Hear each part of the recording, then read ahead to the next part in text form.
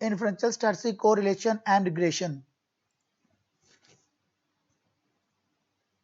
A correlation is a relationship between two variables. The purpose of using correlation in research is to determine the degree to which a relationship exists between two or more variables. Correlation कहते हैं हमने correlation study किया, where and why to use correlation study किया, what considered should be kept in mind while interpreting correlation, Spearman correlation method, explain situation in which Spearman correlation can be used, फिर regression study किया, why we use regression, types of regression and p-value. Correlation is a statistical technique used to measure and describe relation between two variables. These variables are neither manipulated or controlled, rather they simply are observed as they naturally exist in the environment. फिर characteristic of correlation, the direction of the relationship, इसमें ये है zero है, right पे आएगा तो moderate positive relationship, left पे आएगा तो नेगेटिव रिलेशनशिप शो करेगा. The form of relationship, the form of correlation measures how well the data fit the specific form being considered. For example, a linear correlation measures how well the data points fit on a straight line. The degree of the relationship, the degree of relationship is measured by the numerical value of the correlation. This value varies from 1 to -1. Pearson correlation. The most commonly used correlation is the Pearson correlation. It is also known as Pearson product moment correlation. It measures the degree and the direction of the linear relationship between the two variables. It is denoted by R. R equal a degree to which x and y vary together, degree to which x and y vary separately, equal a covariability of x and y, variability of x and y vary separately. ये formula हमने study किया था, इसमें definitional formula और computational formula है. Already ये सारी फार्मूले हम डिटेल में स्टडी कर चुके हैं. Using the interpreting Pearson correlation, prediction, validity, reliability, theory of verification.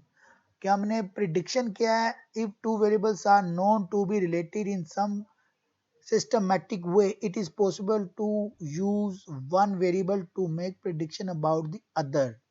Validity, suppose a researcher develops a new test for measuring intelligence. It is necessary that he should show that this new test valid and truly measured what it claims to measure. Reliability, apart from determining validity, correlation are also used to determine reliability. The measurement procedure is reliable if the procedure is stable and consistent measurement. Theory verification. Many psychological theories make specific predictions about the relationship between two variables. The Spearman correlation. The most commonly used measure of relationship is the Pearson correlation. It measures the degree of linear correlation between two variables and is used with interval and ratio data. However, other measures of correlation have been developed for non-linear relationship. Spearman linear relationship के लिए use होता है, Spearman non-linear relationship, and for other type of data for scale of measurement. ये हमने Spearman के लिए फार्मूले use study किए थे. Then regression, a correlation quantify the degree and direction on which two variables are related. It does not, the same चीज वही correlation का बता रहा है कि वो क्या कर रहा था. अब हम बात करते हैं regression की. Regression find the best line that predict dependable variable from the independent variable. फिर objectives और हमने regression analysis किए थे. Regression analysis is used to explain variability in dependent variable by mean of one or more independent variable and to analyze relationship among variables to answer the questions of how much dependent variable changes with the changes in the independent variable and the forecast the predict the value of dependent variable based on the value of the independent variable.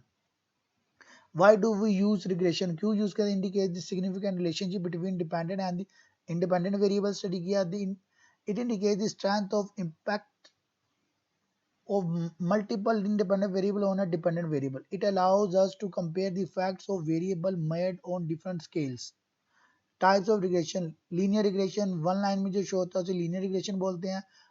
Logistic जो logic करता है, logistic regression is a statistical method for analyzing a data set in which there are one or more independent variables that determine an outcome. Polynomial regression, it is a form of regression analysis in which the relationship between independent variable and the dependent variable is modeled as an nth degree polynomial in X. Stepwise regression, it is a method of fitting regression model in which the choice of predictive variable is carried out by an automatic procedure. Ridge regression, it is a technique for analyzing multiple regression data that suffer from multi-collinear independent variables are highly correlated. Lasso regression, lasso stand for least absolute shrinkage and selection operator. It is the method that performs both variable selection and regularization in order to enhance the prediction and accuracy and interpretability of the statistical model it produces. Elastic net regression. This type of regression is a hybrid. ये hybrid है Lasso and rigid regression techniques का. P-value. The p-value is the least of marginal significance with the statistical hypothesis test representing the probability of occurrence of a given event. हमने p-value select की थी कि हम significant effect के लिए 95% या 90% accuracy के लिए p-values यूज करते हैं. Unit 8. यूनिट हमने कल ही स्टडी किया यूनिट 8 और unit 9 influential studies ANOVA analysis of variance study किया इसमें हमने. फिर हमने लॉजिक देखी है इसको क्यों यूज, फिर एफ डिस्ट्रीब्यूशन देखी, वन वे अनोवा देखा हमने, exemption underlying one way ANOVA, फिर मल्टीपल कंपैरिजन प्रोसीजर भी देखे हमने.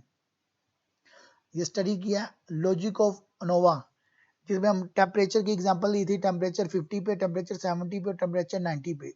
ये भी इनके 5 हमने वैल्यूज लिए और उसके मीन्स ले लिए. इसमें बिटवीन ट्रीटमेंट वेरिएंस हमने देखा और विद इन ट्रीटमेंट देखा. बिटवीन ट्रीटमेंट में ट्रीटमेंट इफेक्ट क्या आ रहा है और चांस क्या आ रहा है. फिर इंडिविजुअल डिफरेंस के हर इंडिविजुअल के अलग से कैरेक्टरिस्टिक का, फिर एक्सपेरिमेंटल एरर के बाय चांस जो एरर आता है विद इन ट्रीटमेंट. ये एग्जांपल है total variability between treatment variance आएगा और विद इन ट्रीटमेंट वेरिएंस हमने स्टडी की.